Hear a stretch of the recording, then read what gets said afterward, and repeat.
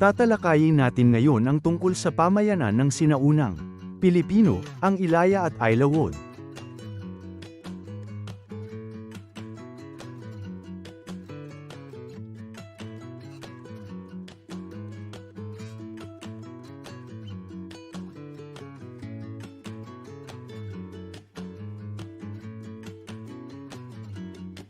Isang pamayanan na nasa looban o bundok.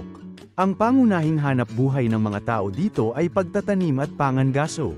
Ang pamayanang ito ay nakikipagkalakalan sa mga taga-Aylawod. Isang pamayanan na matatagpuan malapit sa dagat o malalaking ilog. Ang pangunahing hanap buhay ng mga tao dito ay paggawa ng sasakyang pandagat at pangingisda. Ang pamayanang ito ay nakikipagkalakalan sa malapit na lugar.